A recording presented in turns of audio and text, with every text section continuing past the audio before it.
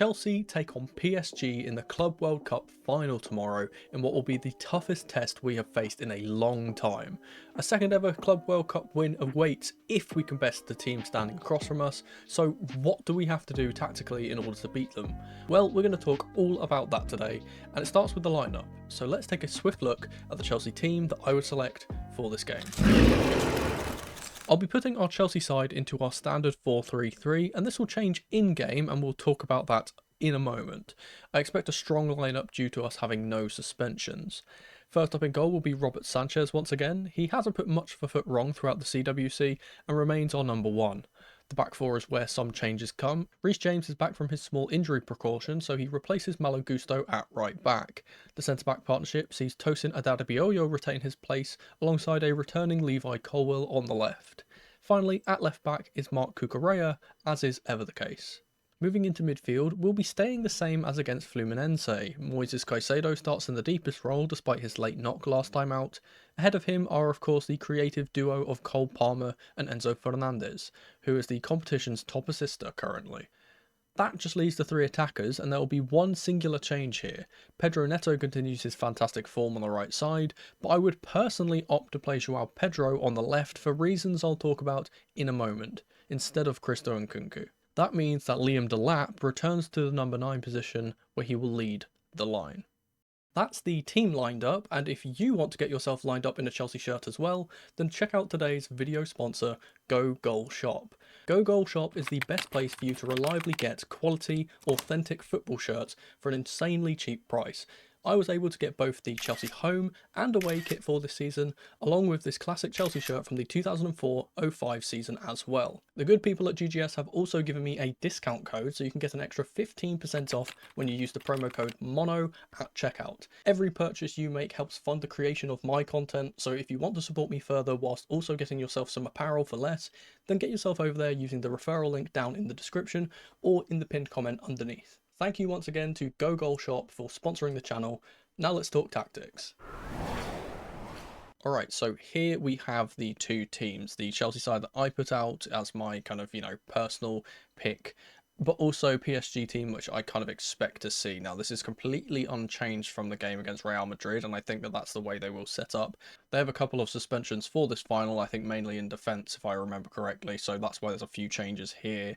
But for the most part, this is a very standard PSG team in the way that they would normally kind of set up.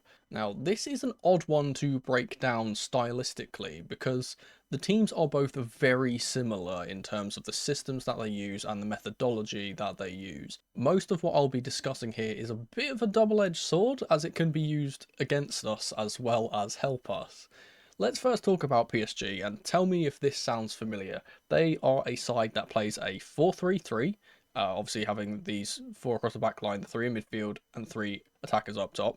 They're a team that likes to create 1v1s out wide with either their 2 wingers out here or of course advancing fullbacks. Sometimes the fullbacks will come up and do that. They often invert their fullbacks into midfield or into this kind of inside 10 channel that we often see. But they are also kind of capable of being able to get up the pitch and then interchange with their wingers. So, for example, when the wingers do go wide, sometimes when Hakimi can be coming inside here, these two can swap.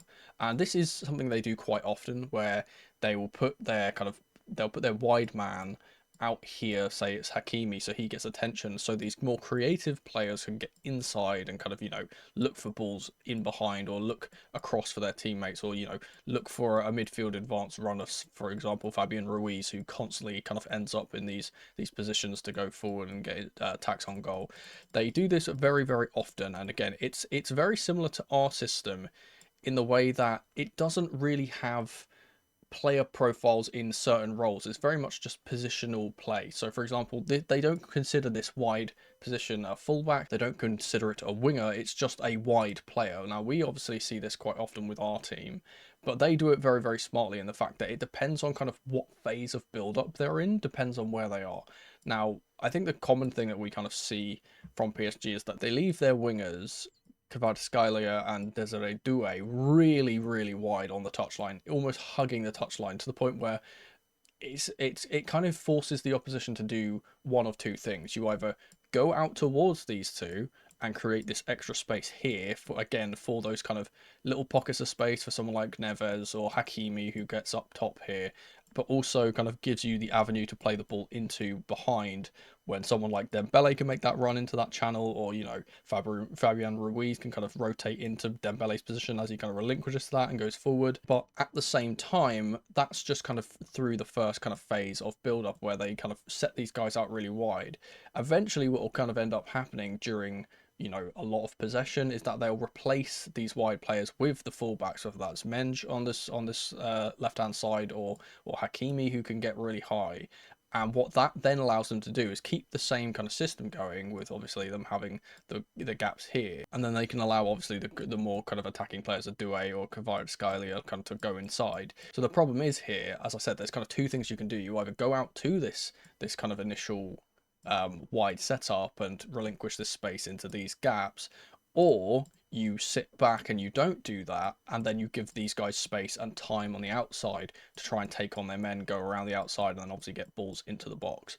Again, tell me if this sounds familiar, but they have a left back who is an absolute marauder that can get really high up the pitch and get into attacking positions, especially inside positions if he inverts, or overlapping positions from this side as Kvaratskhelia kind of moves inside with the ball, as he so often does. And obviously you can play the ball in here, you can play it across as well, so something they like to do, again, try and get into the edge of the box for shots.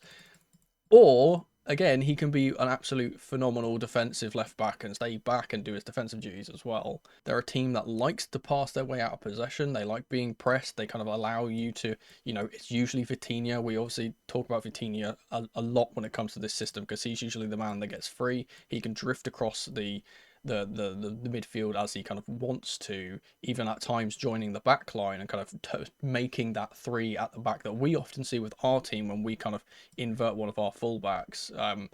Kind of in this system that I imagine that we'll be playing, because I've put in these three are usually the three centre backs we'll see, and Cucurella will be the one going higher. But as you kind of see, we move into this four in midfield and kind of, you know, put R3 across the back. Well, they sometimes do this, but they actually do it with Vitinha. He'll kind of drop into the back line as Mendes and Hakimi kind of go forward. And it's kind of very similar to what we kind of saw from Chelsea under Mauricio Sarri, where Jorginho would drop in between the centre backs, or, you know, into these kind of spaces to pick up the ball and then try and kind of maneuver things there. But Vitinha is kind of the one with the free role, even though he plays in this central position of the three, because they do play a flat three in this midfield. He's the one that can kind of drift across and just go wherever he wants, and he's the one who's kind of got that free role to pick up the ball and then try and create things. And then again, with that pressure and that passing out of pressure, what they always kind of end up doing is trying to get the ball into positions where they, as I said before, can play the ball into space or in behind a high line, a high press. And obviously this is something that we like to do. We like to push our centre backs and our kind of, you know, our full backs high up to the halfway line. They like to play those balls in behind for runners like Doué, or for Dembele, or whoever is making that run at the time, whether that be a late run from midfield from Ruiz, who sometimes does this, or, you know, an overlapping fullback where they can spring a crossfield diag to the other side. They do that very often. Again, when they get their players really, really wide and we don't go out to them and you kind of leave them there, that's where the danger really is kind of for PSG, because they can easily gonna get the ball out to them, and then again they've got space to kind of go forward or get the balls into the box or what have you. The similarities to Chelsea are very clear to see, but the individual quality that they have in attacking positions, and as well with Ruiz and Neves, who kind of go up here, is what kind of separates the two teams massively, in my opinion, and separates PSG from a lot of teams in world football. And it's not just individual quality in terms of, you know, little trickery on the ball and good passing and things like that. It's kind of intuition, and credit goes to Luis Enrique because of the way he's actually set up his team here, in the fact that they have such great positional discipline. And obviously we kind of speak about this with our system as well, how our team is a very positional, possession based side. We're not particularly there yet when it comes to that. We're getting better at that, obviously, as we kind of progress. But PSG are so good at kind of always knowing where their teammates are, so they can play not only kind of inventive little flicks around the corners and stuff because they know where players are going to be, but they can also kind of play without hesitation. They play one-touch football because they don't really need to kind of take that moment to look where their teammates are. They know where each player is going to be. I think a really good example of this is Hakimi, that a lot of the time when they're playing out, they're kind of being pressed or what have you, and they're trying to play this one-touch football, the ball will go out to someone like Doué, for example, on this side, and he knows, because he's come inside into this position to receive the ball, for example, that he knows that Hakimi is going to see this movement and he's going to go up the pitch. So what I've seen from him, especially, and it happens on the other side as well with Menj, but like Hakimi's the one that usually does this, if he will go out into this wide position, and before he's kind of even knows that he's there, he's facing the opposite direction, he'll receive the ball, and as a player kind of goes towards him, he'll flick the ball out to the right side, just expecting Hakimi to be there, and it's so fluid. And again, the kind of rotations that these players do in forward positions and again in the midfield is so natural to them because they've been drilled this, right? They understand where everyone needs to be, and again, because it's positional, and it's not down to profiles, or it doesn't have to be, oh, this player has to be a winger or this player has to be a midfielder or what have you. It's just one player in a certain zone. It really makes for kind of unpredictable attacking play because it doesn't matter who's in what position as long as they can kind of have someone there. For example, I think a really good kind of example of this is the fact that, again, they've been playing Ousmane Dembele, who's naturally a winger, and he usually plays off the right side. He's very two-footed, so he can play on the left as well. But they're using him as a kind of striker in this system because it doesn't really matter if the player actually is a striker or not. It's just a player that's going to be playing in this forward position. Again, he, like we kind of see, obviously, as a kind of more false nine, let's say, he will be a player that can drop into midfield and supplement their midfield, like we kind of talk about our midfield kind of doing with Delap dropping deep, or Joao Pedro, or more notably Nicholas Jackson, who does that really well. He kind of drops into midfield to make that a five. He does that as well. So again, he can kind of drop into this position, and as he drops into this position, Doué can move into his position, Hakimi can move into his position. It's all so unpredictably predictable in a way. It's, I think, the best way you can describe it is that they know what they're going to do, but it's very hard for kind of markers to pick up their men because they move around so much. And again, that's especially vital in the way that they kind of play out of pressure. Now, obviously, we've seen this and we can do this very well when we have Romeo Lavia in the team, for example, or Caicedo or Enzo, who can drop deep and kind of get into those positions. But the midfield trio is talked about a lot for PSG, and with good reason. They are so good at doing that same thing that I kind of spoke about with the attacking positions, where they rotate and they're always in different positions. Again, this kind of stems off of the fact that Vitinha drifts across and goes wherever he's kind of needed to receive the ball at the time. He's always the kind of the spare man.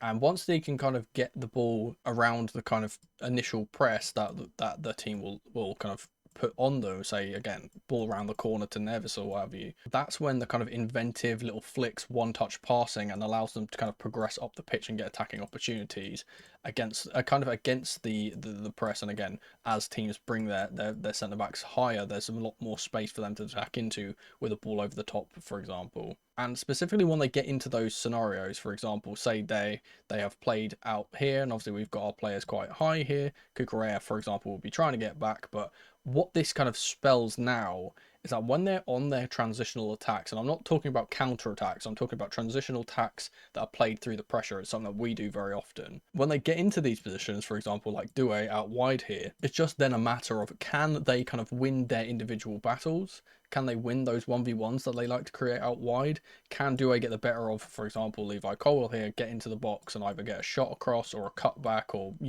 some kind of attacking move here? And because the individuals are so good and the players in each position are so technically good on the ball, more often than not, it results in them having either, again, a chance on goal, or an effort to kind of get the ball cut back to for example, a midfield runner. Again, it's usually Fabian Ruiz on this left side who likes to pop up and get shots off from outside the box, for example. They like to be able to create those opportunities once they kind of get into those 1v1 scenarios after progressing through the initial press with that kind of rotation in midfield. And again, usually it's just kind of down to that technical ability of the wide players, or Dembele as he kind of moves over into those positions to kind of beat their men and progress them forward. But for all of their technical ability, there's another part to the game that kind of often goes overlooked when it comes to PSG. Everyone always talks about the individuals, how good they are, and again, I've been doing that in this game, and especially they kind of pick out, oh, Vitinha is really good in the midfield and things like that. The one thing that people really don't give PSG enough credit for is just how immensely committed they are to absolutely everything that they do. It's never half-assed. It's always kind of 100% put in, not just effort, but it's the willingness to go forward, it's the willingness to go back. It's a team commitment to kind of go with the system and do what the system does. If they're attacking, everyone gets forward. The fullbacks go forward, the two advanced midfielders go forward. Obviously, Vitinha gets really high. They commit all the bodies forward. If they're defending, absolutely everyone gets back. They drop literally everyone back. Ruiz, Vitinha, Neves on these kind of these kind of spaces, and in fact sometimes they actually kind of drop into a 4-4-2, which is what we kind of often do, which is again very funny because the systems are very similar. Usually they'll leave Dembele and Kvaratskhelia out here, and Doué will kind of drop into the right side, and Ruiz will stay on the left side as he's a left footer and obviously can play the out ball down the wing, and they'll kind of drop deep as well. And again, it's a full body kind of commitment to defend as well. As I mentioned before, they love to press. Obviously, we've seen Dembele be so good at their press, but every single player commits to this. They don't just allow you to play it through them because they are so high up all the time. They do not allow you any space. Dembele will press the goalkeeper, and as he does this, Ruiz will kind of mark this player. As he does this, Vitinha will kind of move over to here, and it's a very difficult for teams to play out because they are they're so committed. Their whole team decides, you know what, we're going to press. Even at these situations where it's like, okay, maybe you can kind of see here, maybe if we get the ball, for example, to Caicedo in space here, we can knock it around the corner from this press. No, you can't really do that because they set that as a trap. As soon as the ball goes here and this kind of pass is available, Marquinhos is up here immediately, or whoever is actually playing here at the time. It's usually Pacho, I imagine. They get right up to you. They do not give you the time and space, and that's kind of the trap that they set, is that they at times allow you or make you think that you can play out and then just don't let you. They just don't let you do it. And again, maybe we can get the ball, and the kind of only way to really beat this pressing at times is to kind of do what they do in a way, and like, oh, first time flick around the corner. But as soon as you do that, first time flick around the corners, for example, our left winger tries to get on the ball and Hakimi's there immediately, and he presses up the pitch, and then they spring the counter attack on you, and they just break on you. It's so smart, and it takes a lot of effort from the team, and I don't think they get enough credit for how hard they work in the midfield. They don't kind of sit around and just hope that players are going to move out of position for them or whatever. They set the traps for you. They work hard to punish you for kind of falling into those traps, and it's part of the reason what makes them so formidable as an attacking threat and as a defensive threat too. And that's the difference between normal sides that like to play possession-based football and Luis Enrique's PSG side, is that against these types of sides, the best way to combat them usually is to wait until they fail to commit a player to their press, for example. Like, we see this quite often, and obviously we try and outnumber players in the midfield. We're obviously a team that inverts a player to make this a 4, and again, sometimes they do this with Hakimi. But for example, we'll kind of outnumber the midfield here, and what we often kind of speak about on this channel is how our kind of incentive of doing this is to try and find a spare man. So for example, if we play the ball to Caicedo and kind of these players are being marked, and for example, let's say Enzo moves into this position and he's kind of picked up by Vitinha, then the ball, again, the spare ball into Palmer is kind of what we're looking for. And it's that matter of, oops, they've made a mistake here by leaving Palmer free. PSG don't make those mistakes. They don't have that kind of, they've forgotten to get a player up here. They don't do that. They haven't got Hakimi, who sometimes plays in this kind of inverted role. He hasn't gotten back. That doesn't happen. They don't make those types of mistakes. They don't allow you to have that kind of free space. They don't not fully commit to their press, and kind of, one player doesn't pick up the slack and that leaves a hole and then they kind of get broken on. It doesn't happen very often for this PSG team, and it's very rare that they ever actually give you those opportunities to play out. And obviously this is a very uncomfortable way of playing football. They make it really uncomfortable for you. They make it really hard for you to play the way you want to, especially possession-based sides like us. They kind of invite you to try and do it. They say, go on, try and play possession-based football, because it's not going to work. Not against us, not against the press that we do, not against our committed kind of players and all of our committed bodies. And again, like, for example, if you've got the ball in your backline here and they fully commit to this press, it's really hard from this scenario to kind of see where you can go. You're like, sure, you can try and play it across to your man, but again, Doué will be there. That's risky. you can pass it back to the goalkeeper, but once you play it back to the goalkeeper, Dembele's on him in an instant, and we know how shaky some keepers can be when they get pressed really hard. You can't really play it into the midfield because, again, Neves and Ruiz are here, and Vitinha at times as well, as he kind of goes up. And what you are kind of what kind of ends up happening is that you are forced to do three things here, right? There's three options for you as a team when you get pressed this hard. You either, again, as I said, play the ball back to the goalkeeper. You launch the ball long up to your forwards, and hope that you kind of retain the ball up against depleted numbers as they've pressed all their players up the pitch, which for the most part just ends up with you kind of launching the ball over their defenders, over, because obviously they'll be a lot higher here, but for this example I'm not going to move them. They launch the ball over the top and then it goes straight to their goalkeeper, and they they kind of recycle the ball and then go at you again. Or you kind of lose the ball when you're trying to pass it out from the back, and then you get counter-attacked on and concede goals. Or the third option is you have to play the ball around the press absolutely perfectly. Genuinely not a single pass goes wrong, and you have to get it through the lines out to a player, and then of course put the ball in and then get a goal. But again, you have to be perfect, which is obviously very difficult to do. And though sometimes we do this, and stylistically I think it does kind of suit us when teams press us a little bit more, because we can kind of play that, that intricate kind of one-touch passing football is what our system's designed to do. Regardless of how good your team is, it's still really difficult to do. Again, you have to be pretty perfect to be able to do it. And at this stage of Chelsea's kind of, tenure under Enzo Maresca, we're not 100% there yet. Now, it's all well and good me giving PSG all of this praise, but how do you beat this super team?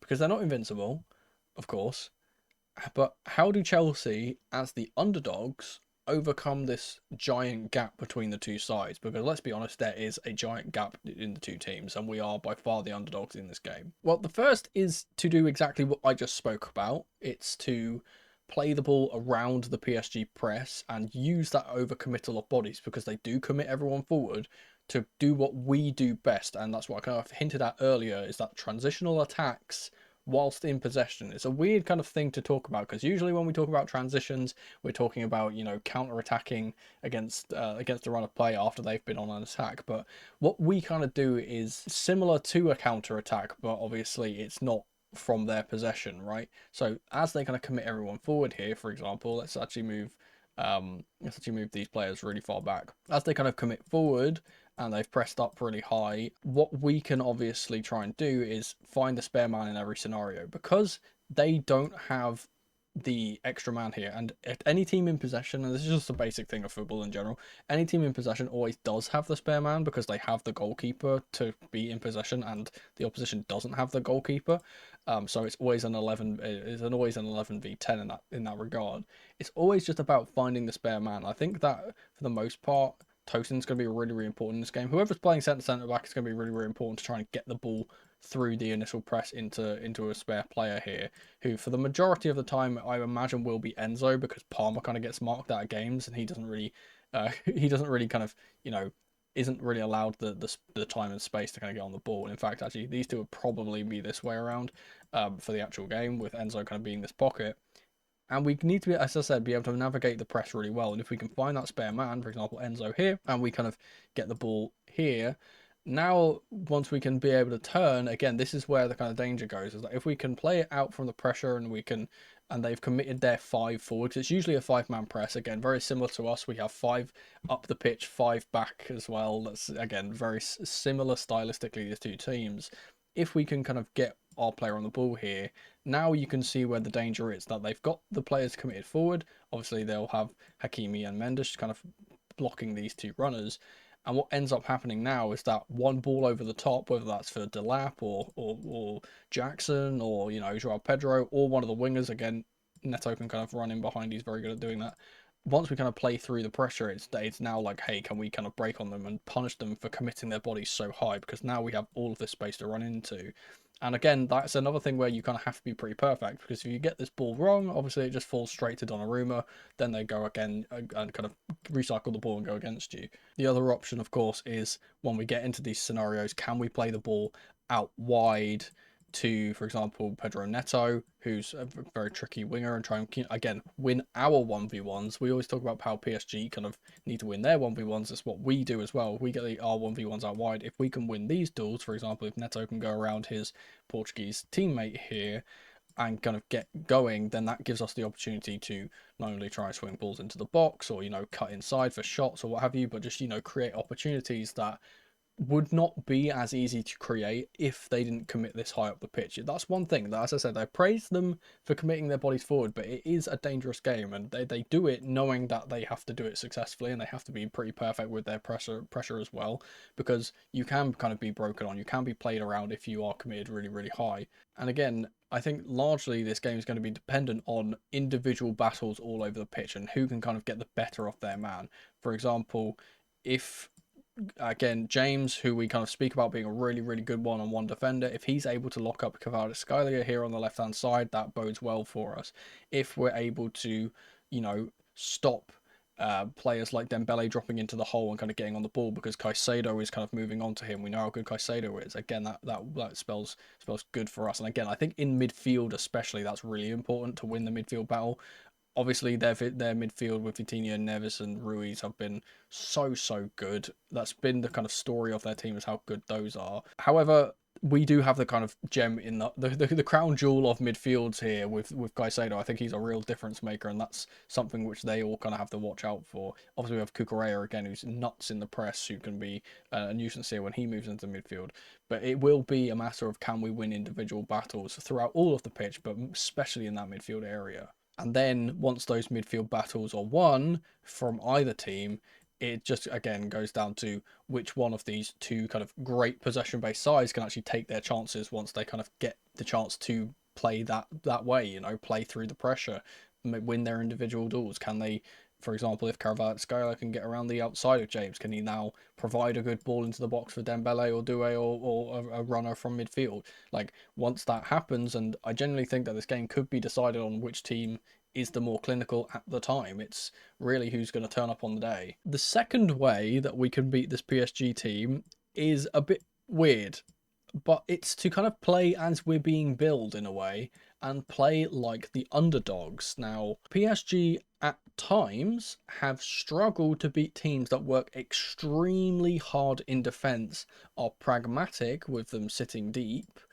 and kind of, play on the counter attack, right? Obviously, we spoke about how high they commit their players, especially when they're in possession, when they've got the ball with, again, for example, for Vitinha up here on the halfway line, they press their defense really high.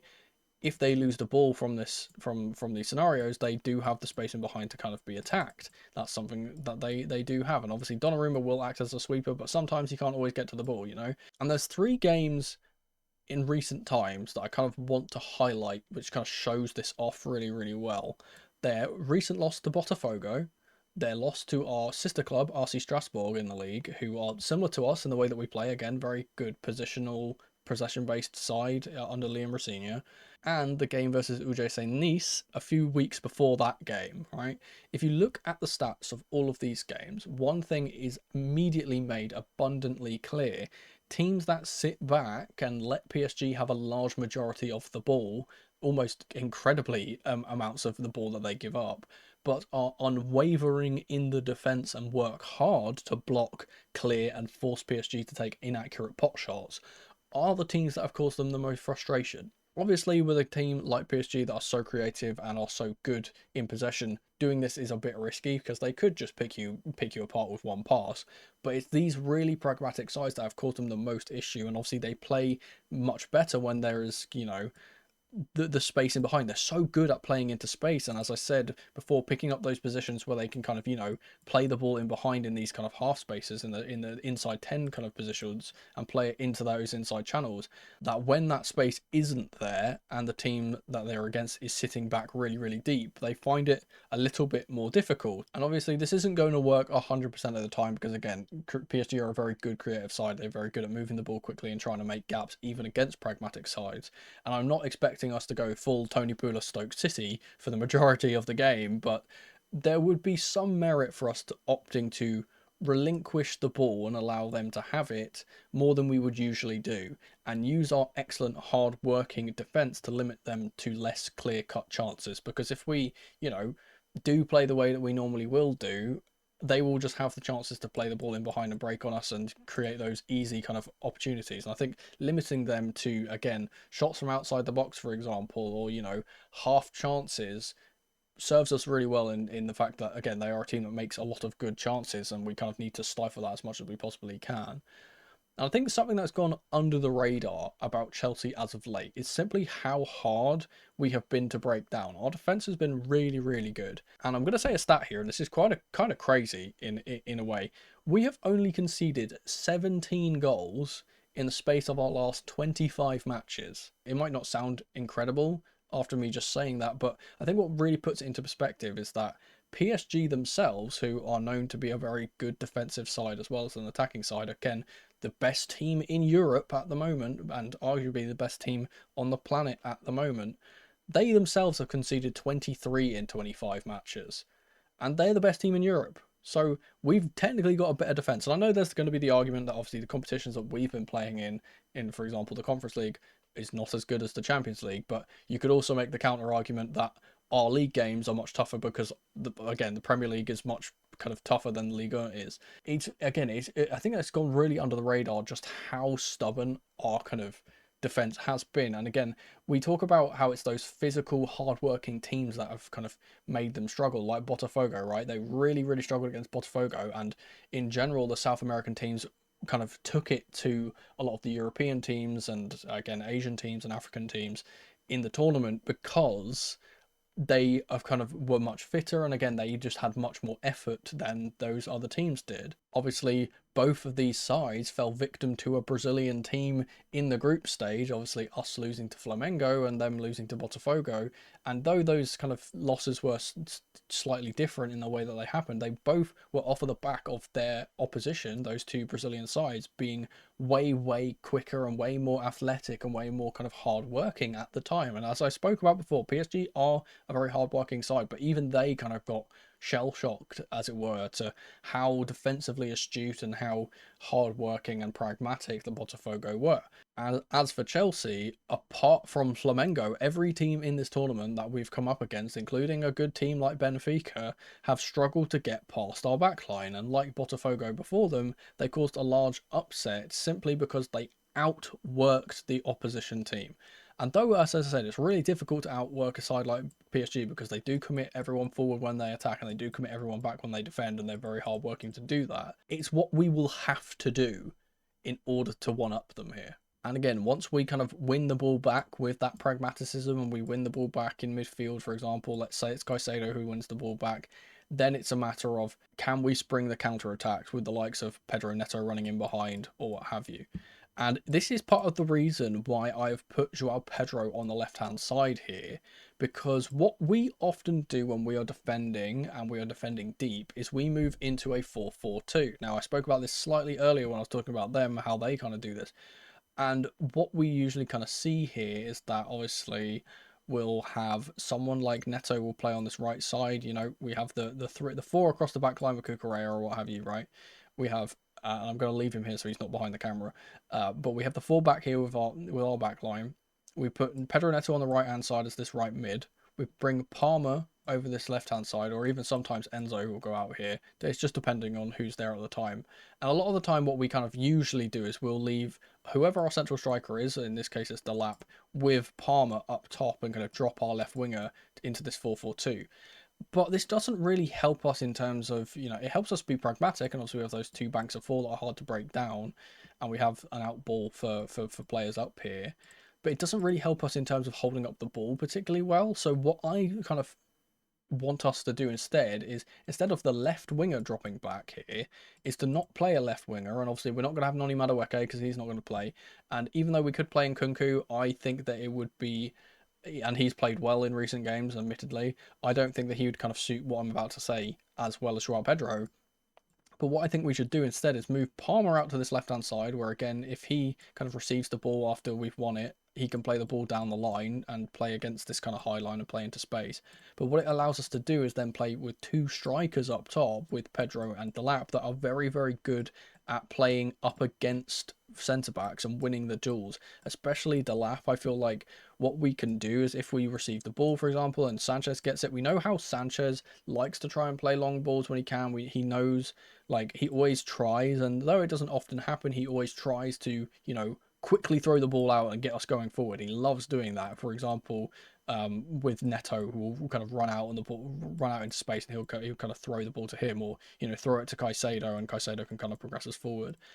But what we can kind of do here is, after all that hard work and we win the ball back, is launch the ball up to someone like Delap, who again is very good at battling his opposite number, win the second ball with Joao Pedro, who again is very, very good at kind of doing the same thing with winning the ball in the air. We've kind of seen that in the few games that he's actually played for us. His hold-up play has been very good. And once we've kind of got the ball past this midfield line, which is kind of the most scary line for them, can we then obviously keep the ball, bring in players like Palmer, kind of make either the 1-2s and get Pedro in behind like we've kind of seen, or can we kind of hold up the ball enough for Pedro Neto to get on his bike and kind of get up the pitch into those attacking positions and receive the ball around the corner, and then obviously create attacking opportunities from there. Ultimately, though, with two sides as good as these two teams that play similar stylistic systems, it's going to end up being whichever side wants it more. Now, Chelsea have made a habit of shocking the world when we are seen as the underdogs.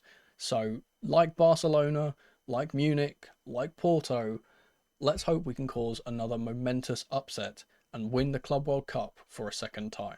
As always, I'll be doing a live watch along for the final. Obviously, that will go live 20 minutes before kickoff, so 7:40 p.m. BST. Come along if you want to have fun and react to not only the lineups, but do bingo, etc. And hopefully at the end of it, celebrate us winning another trophy. If you enjoyed the video, please leave it a like. It massively helps out the channel and me. And for more videos like this, don't forget to subscribe as well. That's the best way to get these videos into your homepage. Thank you guys so much for watching as ever. Don't forget to check out Go Goal Shop in the description down below. And remember, football can be as simple as black and white.